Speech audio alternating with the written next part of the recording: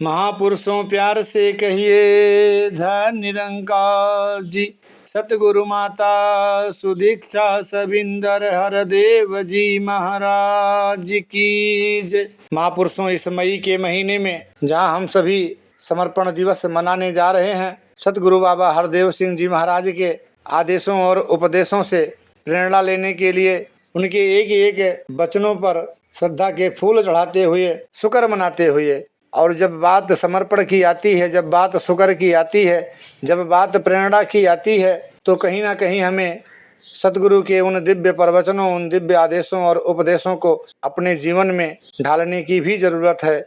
जैसा कि दास ने अगले वीडियो में गुरुदेव हरदेव नामक पुस्तक में सतगुरु बाबा हरदेव सिंह जी महाराज के वो दिव्य पावन प्रवचन, जिसमें हुजूर फरमा रहे हैं कि निरंकारी मिशन के कुछ सीधे साधे सिद्धांत हैं कि हमारे पास जितनी शक्तियां हैं, जितना धन वैभव है, जितनी बुद्धि विद्या है, इन सबका देने वाला एक निरंकार प्रभु है। हमें इन पर किसी प्रकार का अभिमान नहीं करना, कर्ता भाव को छोड़कर अर्पण भाव से अपना सारा जीवन जीना है। हमें संसार में द्वैत भावना से ऊपर उठकर सबसे प्यार करते हुए अपना जीवन गुजारना है। किसी ऊंच नीच के भेदभाव में नहीं पड़ना। दसों नौहों दोनों हाथों की किरत मेहनत करके अपना और अपने परिवार का पालन पोषण करना है। किसी पर किसी बात के लिए बोझ नहीं बनना है। हम सभी अपने आप को निरंकारी मानते हैं, तो निरंकारी की भी परिभाषा सदगुरु ने सीधे साधे शब्दों में कितनी सहजता से हमें बताया। हुजूर ने अपने विचारों में कहा कि यह निरंकार प्रभु पत्ते पत्ते डाली डाली में समाया हुआ है। कोई जगह ऐसी नहीं जहाँ यह शक्ति विद्यमान न हो। आज तक जितने भी पीर पैगंबर अवतार हुए और हमारे जितने भी धर्म ग्रंथ हैं, सभी यह बताते हैं कि यह निरंकार दातार हमारे अंग संग है, हमारी सहायक से भी नज़दीक है। यह परमात्मा जिसे अपने अपने समय पर संतों महापुरुषों ने भिन्न भिन्न नामों से याद किया। किसी ने इसे अल्लाह का नाम दिया, किसी ने इसे गाड कहकर पुकारा और किसी ने इसे वाहे गुरु का नाम दिया। यह परमात्मा है एक ही। इस निराकार परमात्मा को सतगुरु की कृपा से जो जान लेता है, इसी का ध्यान करता है, इस शक्ति के मुकाबले पर प्रकृति की किसी अन्य शक्ति को महत्ता नहीं देता, वही निरंकारी है, वही निरंकारी है। निरंकार प्रभु को जानने मानने वाले इन भक्तों के संगठन को निरंकारी मिशन के नाम से जाना जाता है।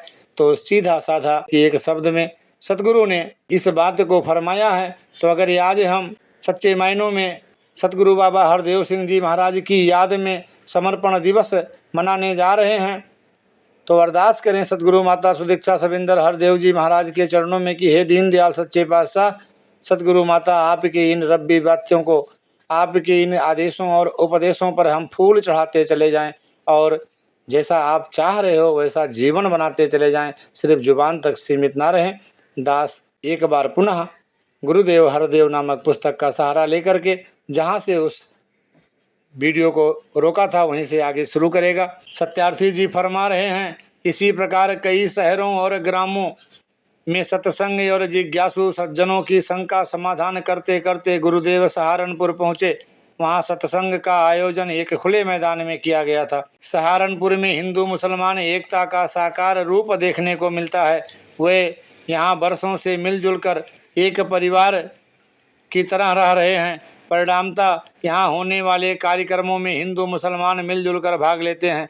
इस बार भी वे काफ़ी संख्या में आए। सहारनपुर सत्संग की विशेषता यह है कि उसमें आसपास के गांवों में बसने वाले महापुरुष इतनी संख्या में आते हैं कि कार्यक्रम समागम का रूप धारण कर लेता है। साथ ही ग्राम्य जीवन की स्पष्ट झलक देखने को मिलती है। इस समागम में सतगुरु देव ने अपने प्रवचन में निराकार ब्रह्म और प्रकृति के विषय पर खुलकर चर्चा की। सत्संग के कार्यक्रम के बाद कुछ स्थानीय लोग उनके दर्शनार्थ निरंकारी सत्संग भवन में पहुंचे थे, जहां पर आप विश्राम के लिए रुके हुए थे। नमस्कार करने के बाद वे लोग गुरुदेव के सामने ही बैठ गए। समय पाकर एक जिज्ञासु ने आपसे कहा, महाराज, हमने महात्माओं से सुना है और कुछ स्थानों पर पढ़ा भी है कि हमारे पूर्वज सूर्य, चाँद, सितारे, धरती, अग्नि आदि को देवता समझकर इनकी पूजा अर्चना करते रहे हैं। आज भी हमारे देश के नहीं विदेशों के भी करोड़ों नर नारी इनका पूजन अर्चन करते हैं। आज आपने अपने प्रवचन में इनकी पूजा का विरोध किया है। आपकी यह बात तो शास्त्र विरोधी लगती है। गुरुदेव ने उस महान भाव की बात को बड़े ध्यान से सुना, फिर गंभीर भाव में फरमाया, हमारे धर्म शास्त्रों ने यदि इनकी पूजा अर्चना से नहीं रोका तो मैं भी इनसे मुंह मोड़ने की बात कब कहता हूँ।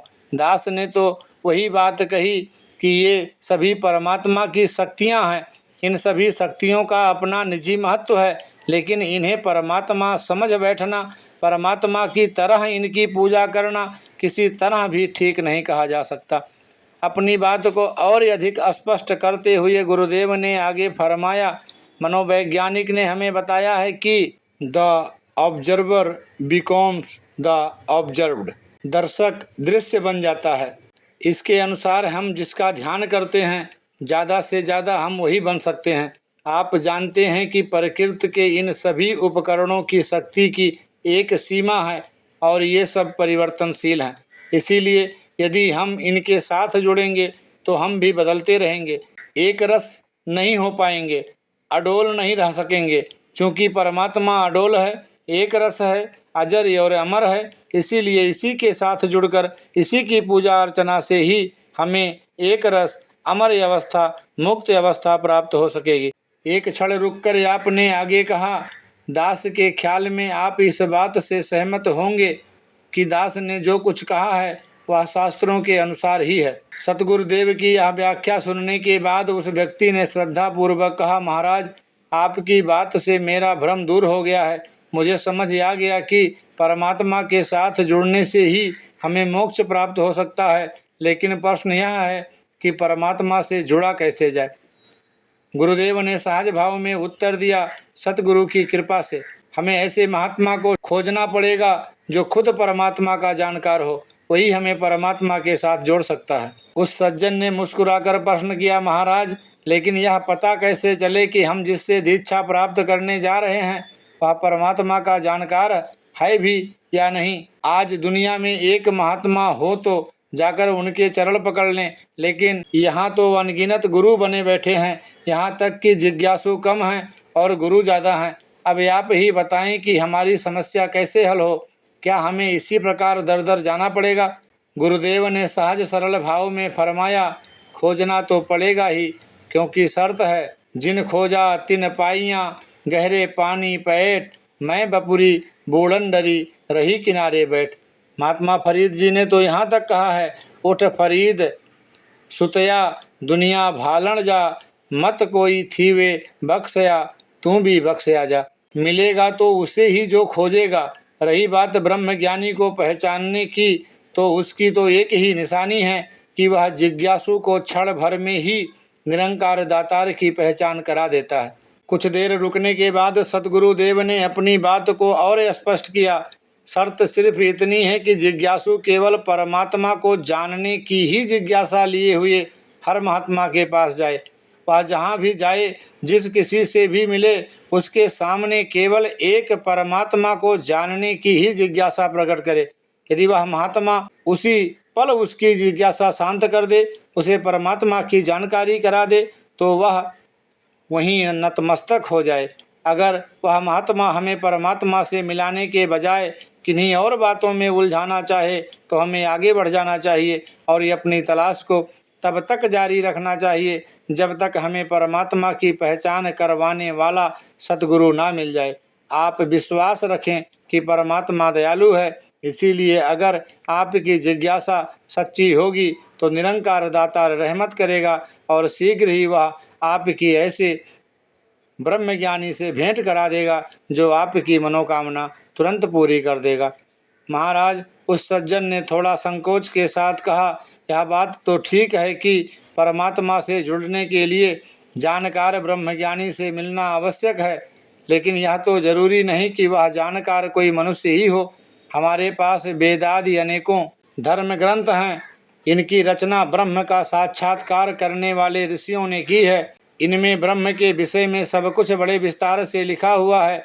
योग साधन भी लिखे हैं। मेरे विचार में यदि हम इनका अध्ययन करें और इनमें बताए साधनों को जीवन में अपनाएं तो ब्रह्म की जानकारी स्वतः हो जाएगी।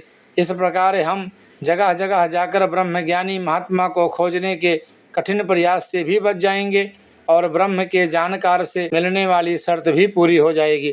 गुरुदेव ने उस सज्जन को समझाते हुए फरमाया, आपका यह कहना बिल्कुल ठीक है कि इन धर्म ग्रंथों में ब्रह्म की जानकारी भरी पड़ी है और इनकी रचना भी ब्रह्मज्ञानी संतों ने ही की है, लेकिन आप भी इस बात को मानोगे कि इन्हें समझ भी ब्रह्मज्ञानी ही पाएंगे। साधारण व्यक्ति इन्हें पढ़ सकता है, याद भी कर सकता है, लेकिन समझ नहीं सकता, क्योंकि डॉक्टरी की किताब तो हम आप नहीं बल्कि कोई डॉक्टर ही समझ सकेगा। डॉक्टरी की किताब में जो शब्द लिखे हैं, जो बीमारियों दवाइयों आदि के नाम लिखे हैं, उनका भाव कोई जानकार डॉक्टर ही समझ सकता है।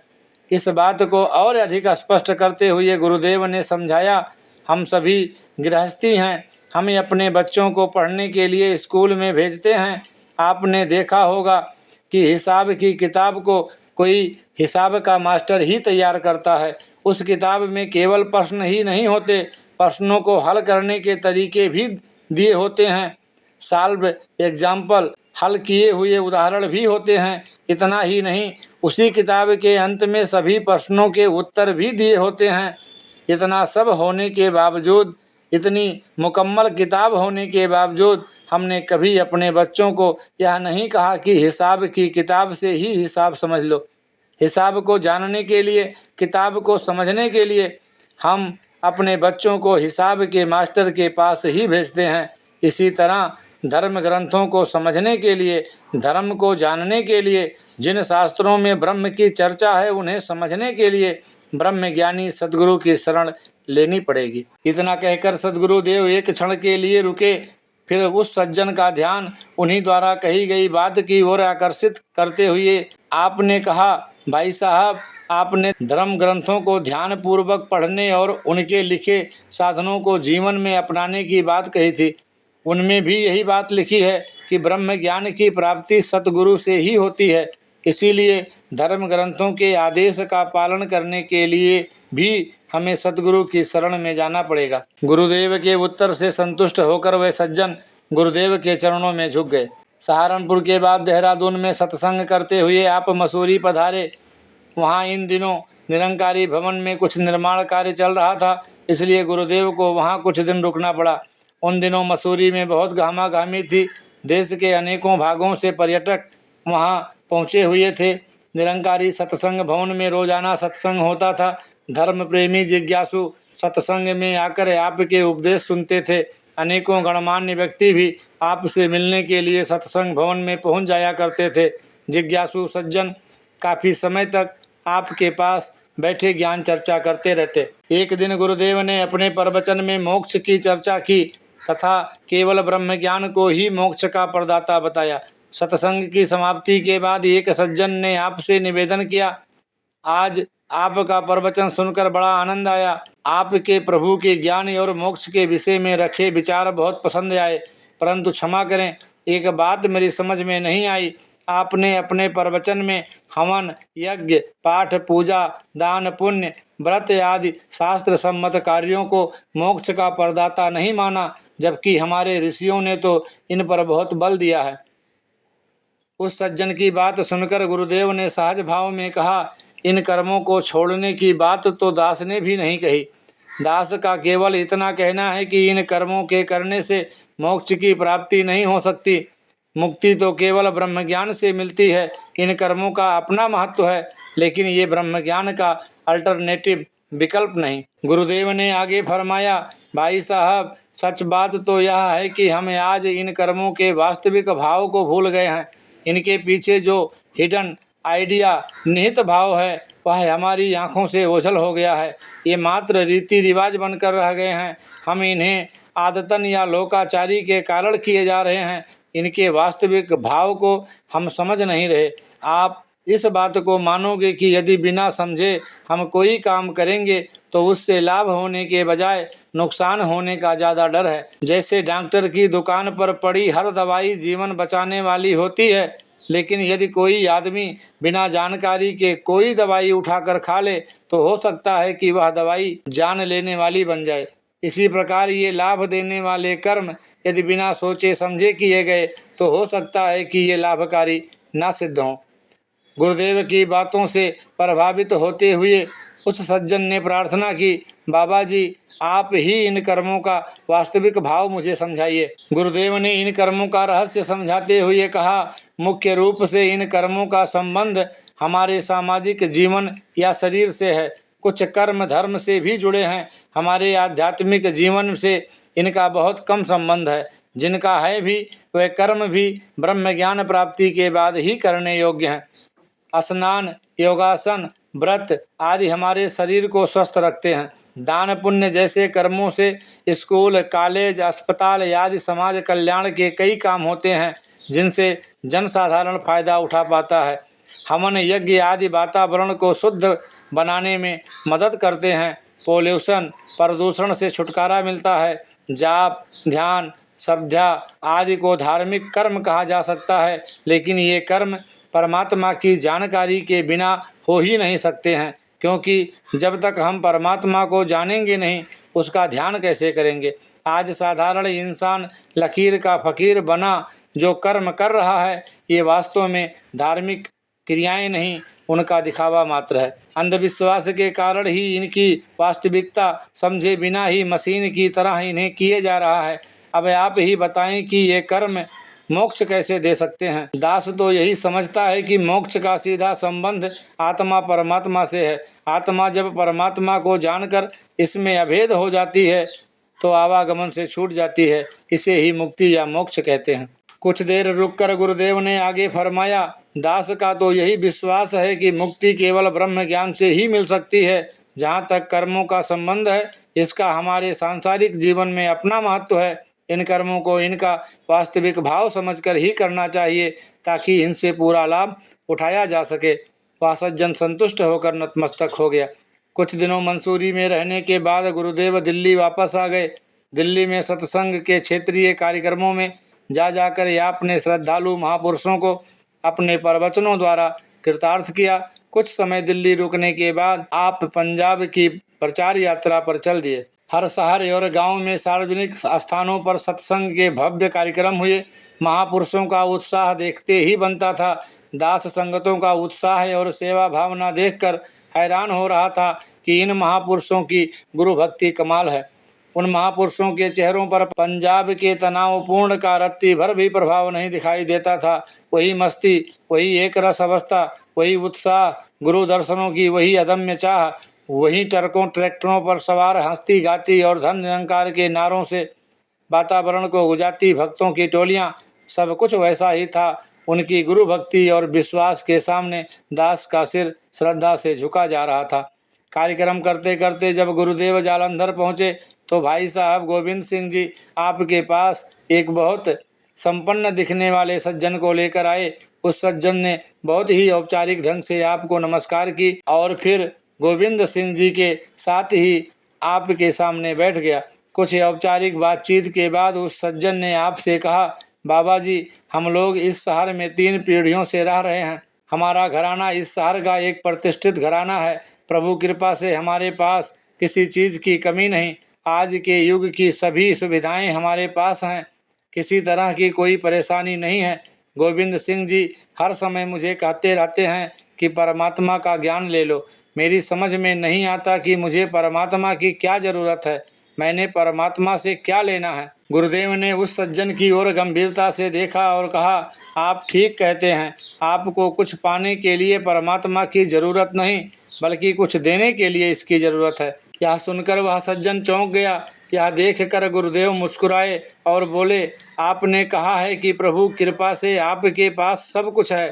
जरा सोचें, किसी आदमी ने एक बहुत बड़ी कंपनी की एजेंसी ले रखी हो, कंपनी का माल उसकी दुकान में भरा पड़ा हो, कंपनी की ओर से उसे हर प्रकार की सुविधा प्राप्त हो।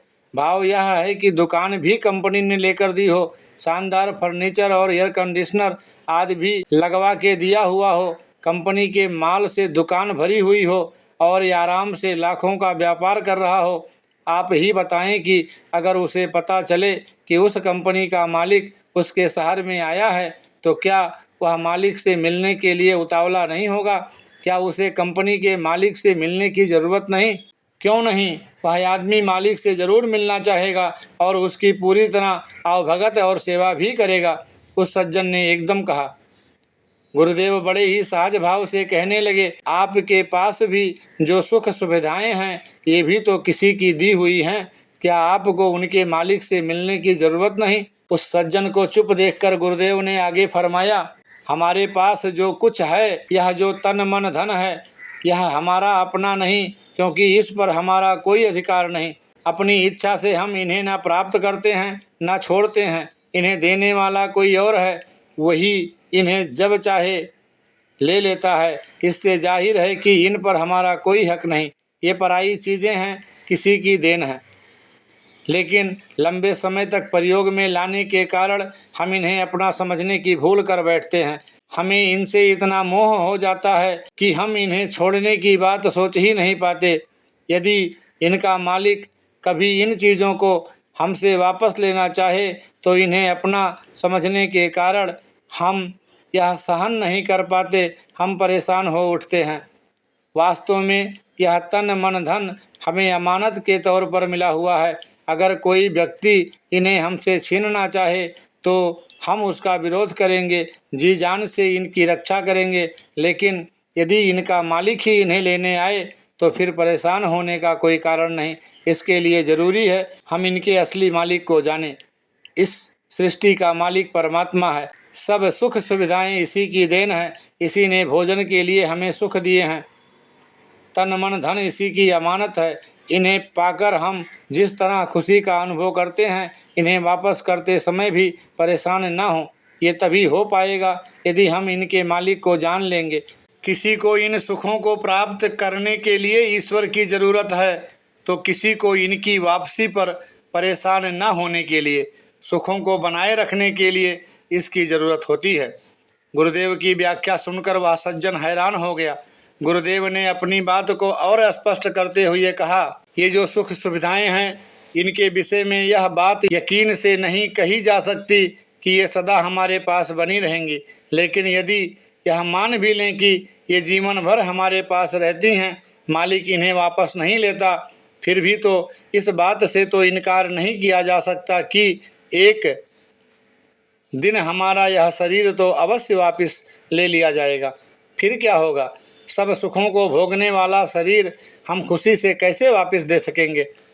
गुरुदेव के रुकते ही वह सज्जन अधीर होकर बोला, बाबा जी, यह बात तो ठीक है, लेकिन क्या ईश्वर को जानकर ये सुख अस्थायी रहेंगे? क्या फिर वह इन सुख सुविधाओं को वापस नहीं लेगा? उसे निराश देखकर गुरुदेव ने उसके ध्यान को वास्तविक तथ्य की ओर मोड़ा। हो तो सब कुछ सकता है, मालिक जो चाहे कर सकता है, लेकिन यह भी समझ लें कि वास्तव में सुख है क्या। हम जिसे सुख समझ बैठे हैं, यह तो हमारी लालसाओं से सफ़र में आने वाले पड़ाव हैं। किसी लालसा की पूर्ति से प्राप्त होने वाला सुख ऐसा ही होता है जैसे कि एक रात की नींद। जिस प्रकार रात की नींद के बाद सुबह फिर काम शुरू होता है, उसी प्रकार एक लालसा की पूर्ति के बाद दूसरी लालसा का सफ़र शुरू होता है। किसी की इच्छा हुई कि मेरा मकान बन जाए, तो मकान बनने पर उसे सुख का अनुभव तो होगा, लेकिन वह सुख थोड़े समय में ही कोठी की कामना उत्पन्न करके स्वयं लुप्त हो जाएगा। इसे यूँ समझें कि जिसे हम सुख समझते हैं वह किसी और सुख के लिए उकसा कर स्वयं समाप्त हो जाता है। इतना ही नहीं, वह परेशानी का भी कारण बन जाता है। इसीलिए संतों ने संसार के सुखों को स्वप्न की भांति कहा है। क्षण भर रुककर गुरुदेव ने आगे फरमाया, आप ही सोचें कि ऐसे सुखों का क्या महत्व जो क्षणभंगुर हो, किसी के दिए हुए हों, वापस भी लिए जा सकते हों और जो अस्थाई भी ना हो। गुरुदेव के शब्दों ने पूरे वातावरण को गंभीर बना दिया था। हर कोई अपने अंदर एक खालीपन सा महसूस कर रहा था। सतगुरुदेव ने वातावरण को सहज बनाते हुए कहा, इसमें घबराने की कोई बात नहीं। यदि हम अस्थाई सुख चाहते हैं, अगर सदैव आनंद चाहते हैं, तो हमें परमात्मा की शरण लेनी पड़ेगी, क्योंकि परमात्मा ही अडोल है, सदा रहने वाला है, सत्य चित आनंद है। इसे पाकर ही हम परम आनंद को प्राप्त करते हैं। परमात्मा की जानकारी के बिना अस्थाई तौर से सुखी होने का दावा किया ही नहीं जा सकता। आप खुद अपने आप से पूछें, अपने अंदर झांक कर देखें, क्या आपको कभी कोई परेशानी अनुभव नहीं होती? क्या आप जीवन में उतार चढ़ाव आने पर एक रस रह पाते हैं? आप स्वीकार करेंगे कि ऐसा नहीं है। कभी ना कभी किसी ना किसी कारण से कोई ना कोई परेशानी आ ही जाती है। इसका कारण साफ है, क्योंकि ये दुनियावी सुख अस्थाई नहीं, सदा रहने वाले नहीं। इस सुख की अवस्था को अस्थाई बनाने के लिए परम आनंद परमात्मा की जानकारी जरूरी है। गुरुदेव यह कहकर चुप हो गए। उस सज्जन का सिर श्रद्धा से झुक गया। इस प्रचार यात्रा के दौरान जब गुरुदेव अमृतसर पहुंचे तो वहां भी सत्संग का विशाल कार्यक्रम हुआ। अमृतसर एक ऐतिहासिक और धार्मिक नगर है। अमृतसर कांड के कारण यहाँ के नागरिक हमारे मिशन की जानकारी में विशेष रुचि लेने लगे हैं। इसीलिए अमृतसर के प्रबंधकों के उनके साथ घनिष्ठ संबंध स्थापित हो गए हैं।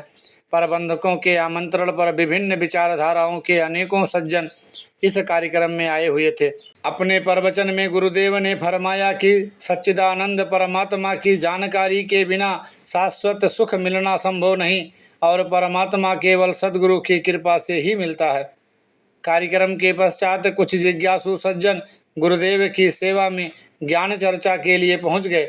एक सज्जन ने निवेदन किया, बाबा जी, आपका उपदेश सुनकर आज बड़ा दिल किया कि मैं भी परमात्मा का ध्यान करूं, लेकिन क्या करूं, मैं बड़ा ही पापी और अपराधी हूं। दिन रात माया के जाल में फंसा रहता हूं। मन दर्पण इतना मैला हो चुका है कि अपने प्रभु के दर्शन कर पाना असंभव हो गया है। आप कृपा करें, कोई ऐसा साधन बताएं जिससे यह मन दर्पण साफ हो सके और मैं अपने प्रियतम के दर्शन करके अपना लोक और परलोक सुखी कर सकूं। बाकी सज्जनों ने भी उस सज्जन पुरुष की बात का समर्थन करते हुए कहा कि महाराज, आज का वातावरण इतना दूषित हो गया है कि मन बेचारा भी क्या करे। आज अपना पेट भरने के लिए भी कई तरह का छल कपट करना पड़ता है। आप जैसे महापुरुष कहते हैं कि कामी क्रोधी लालची इनसे भक्ति न होए, भक्ति करे कोई सूरमा जाति वर्ण कुल खोए। हम संसारी जीव हैं, सारा दिन इन्हीं विकारों में ग्रस्त रहते हैं।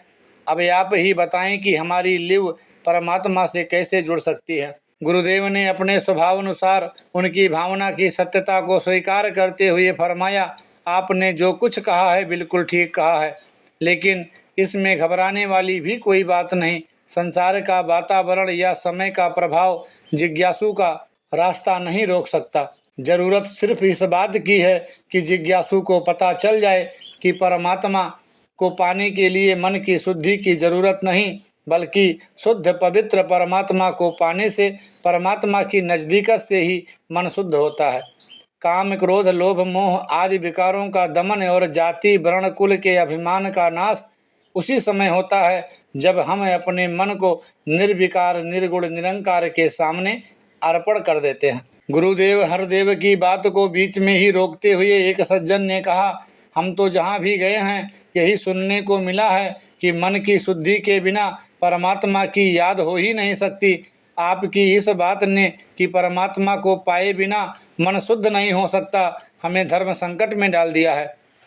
गुरुदेव ने मुस्कुराते हुए फरमाया, आप मेरी या उनकी बात छोड़िए, आप खुद सोचिए। आप मानेंगे कि शुद्ध से जुड़कर ही कोई शुद्ध हो सकता है। शुद्ध होने का और कोई उपाय नहीं। जैसे एक गंदा नाला है, उसे हम शुद्ध करना चाहते हैं तो उसका एक ही उपाय है कि उसे पावन गंगा में मिला दिया जाए। गंगा में मिलकर ही गंदा नाला गंगा की तरह पवित्र होता है। आप कभी गंगा के किनारे गए हो तो आपने देखा होगा कि शहर का सारा गंदा पानी जैसे ही उस गंगा में मिलता है तत्काल ही वह भी गंगा की तरह पवित्र हो जाता है। ठीक इसी प्रकार से इस पतित मन को यदि पतित पावन परमात्मा से जोड़ दिया जाए तो इसे भी शुद्ध होने में कोई समय नहीं लगता। शुद्ध ब्रह्म से जुड़कर मैला मन खुद ब खुद शुद्ध हो जाता है। उस सज्जन ने एक और प्रश्न किया, बाबा जी, आपका कहना ठीक है कि परमात्मा को पाए बिना मन शुद्ध नहीं हो सकता, लेकिन परमात्मा को पाने के लिए हम जिस किसी महात्मा के पास जाते हैं वह हमें यही कहता है कि पहले मन को शुद्ध करके आओ, फिर तुम्हें परमात्मा मिलेगा। आप ही बताइए कि हम क्या करें। गुरुदेव ने मुस्कुराते हुए कहा, ब्रह्मज्ञानी महात्मा ऐसा नहीं कह सकता। जो ऐसा कहता है कि पहले शुद्ध होकर आओ फिर परमात्मा को जान सकोगे, उसे महात्मा नहीं कहा जा सकता। महात्मा तो वही है जो परम पवित्र परमात्मा के साथ जोड़कर हमारे मनों को शुद्ध पवित्र कर दे। जो मन को पहले साफ करने की बात कहता है वह उस धोबी की तरह है जो कहे कि पहले अपने कपड़े साफ करके आओ फिर मैं उन्हें भट्ठी में चढ़ाऊंगा। ऐसा करने वाले को धोबी कौन कहेगा। इसी तरह ऐसा कहने वाला कि पहले अपने मन को शुद्ध करके आओ फिर परमात्मा मिलेगा, कभी महात्मा नहीं माना जा सकता। मन तो शुद्ध ही पावन पवित्र परमात्मा से मिलकर होता है। वे सज्जन श्रद्धा पूर्वक गुरुदेव के सम्मुख झुक गए। पंजाब की प्रचार यात्रा के बाद गुरुदेव ने उत्तर प्रदेश के कुछ नगरों की प्रचार यात्रा की। इस प्रचार यात्रा के दौरान जब आप कानपुर पहुँचे तो वहाँ सत्संग का एक विशाल कार्यक्रम हुआ। कानपुर संगत का उत्तर प्रदेश में एक विशिष्ट स्थान है। कानपुर कांड के बावजूद वहाँ की संगतों के उत्साह में कोई कमी नहीं दिखाई दी। इसके विपरीत मिशन के बारे में अधिक जानने की उत्सुकता वहाँ की जनता में और अधिक बढ़ी है। इसीलिए जब भी वहाँ कोई विशेष कार्यक्रम होता है तो सत्संग विशाल समागम का रूप धारण कर लेता है। वह वहाँ के प्रबंधकों की सेवा भावना और प्रचारकों की लगन का स्वाभाविक फल है। गुरुदेव के कानपुर पहुँचने पर इस बार भी वहाँ समागम जैसा ही सत्संग हुआ। सतगुरुदेव ने अपने प्रवचन में निराकार प्रभु को सर्वज्ञ और सर्वशक्तिमान बताते हुए समझाया कि सब कुछ करने वाला निरंकार दातार ही है। महापुरुष दातार के भाणे में रहते हैं, हमने ऐसी भावना बनाए रखनी है। गुरुदेव ने उस रात कानपुर के निरंकारी सत्संग भवन में ही विश्राम किया। सत्संग भवन के साथ ही एक खूबसूरत पार्क है। इस उद्यान का नाम हरदेव पार्क है। रात का खाना खाने के बाद गुरुदेव जब हरदेव पार्क में टहलने के लिए गए तो मंडल के प्रकाशन विभाग के सक्रिय सदस्य श्री भूपेंद्र बेकल भी उनके साथ थे। बेकल जी हंसती दुनिया हिंदी के संपादक तो हैं ही, इसके अतिरिक्त मिशन की ओर से छपने वाली हिंदी भाषा की पुस्तकों के प्रकाशन में भी उनका विशेष सहयोग रहता है। कई पुस्तकों का उन्होंने संपादन भी किया है। पार्क में साथ चलते चलते बेकल जी ने सदगुरुदेव से एक रोचक चर्चा छेड़ दी। उन्होंने गुरुदेव से कहा, बाबा जी यह बात समझ में नहीं आती कि जब सब कुछ करने वाला ईश्वर है, जो हो रहा है ईश्वर की आज्ञा से हो रहा है, तो फिर किसी कर्म के लिए मनुष्य को क्यों दोषी ठहराया जाता है, इसकी सजा मनुष्य को क्यों मिलती है। गुरुदेव ने मुस्कुराते हुए कहा, आपने तो एक साथ कई प्रश्न कर दिए हैं।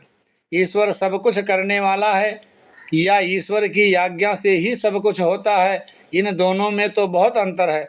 और फिर मनुष्य को सजा ही तो नहीं मिलती, शाबाशी भी मिलती है, यश भी मिलता है, इसकी तो आपने चर्चा नहीं की। कुछ देर रुकने के बाद गुरुदेव ने आगे समझाया, इन प्रश्नों को समझने के लिए गहराई से सोचने की, एनालिसिस विश्लेषण करने की ज़रूरत है।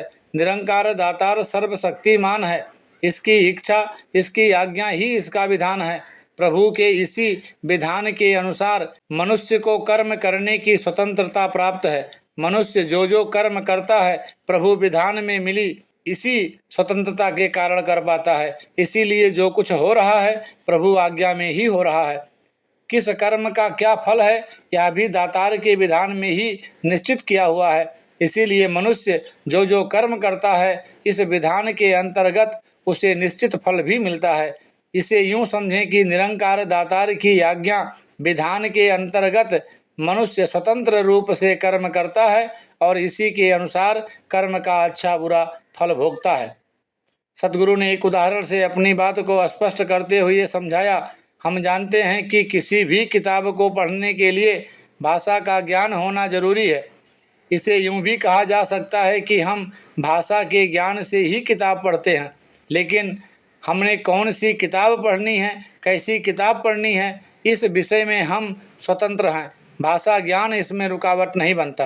गुरुदेव जब यह बात कहकर रुके तो बेकल जी ने फिर कहा, बाबा जी इसका मतलब तो यह हुआ कि परमात्मा कुछ करता ही नहीं। हाँ, परमात्मा अकर्ता है पर करता भी है। गुरुदेव ने कहा। दास इस गहन विषय पर हो रही विद्वतापूर्ण चर्चा का आनंद ले रहा था। तभी गुरुदेव ने आगे फरमाया, वास्तव में परमात्मा सुप्रीम एनर्जी है, चेतन सत्ता है, एक ऐसी सत्ता जो सृष्टि के कण कण में इस प्रकार व्याप्त है कि इसके बिना कहीं एक पत्ता भी नहीं हिल सकता।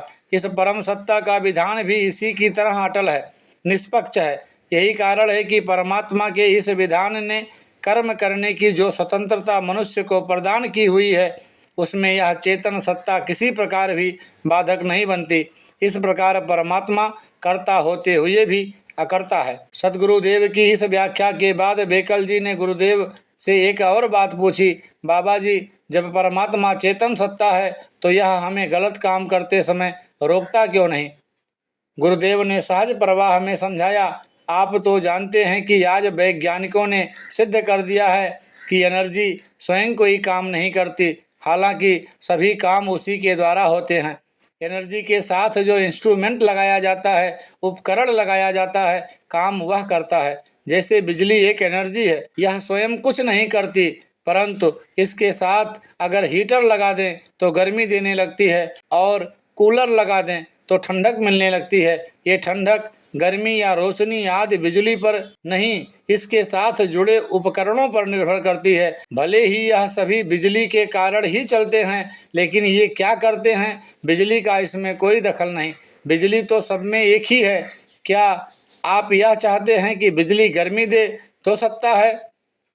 यह स्वयं कुछ नहीं करती। इसके साथ जो जीव रूपी उपकरण लगा होता है, उसके सूक्ष्म गुणों यानी मन, बुद्धि, चित्त और अहंकार के द्वारा कर्म होते हैं। जीव को शक्ति तो यही चेतन सत्ता प्रदान करती है, लेकिन अपने गुणों में विचरते हुए यह स्वतंत्र रूप से जो कर्म करता है, उसमें यह सत्ता कोई दखल नहीं देती। जीव जैसा कर्म करता है, निरंकार दातार के विधान के अनुसार वैसा ही फल भोगता है।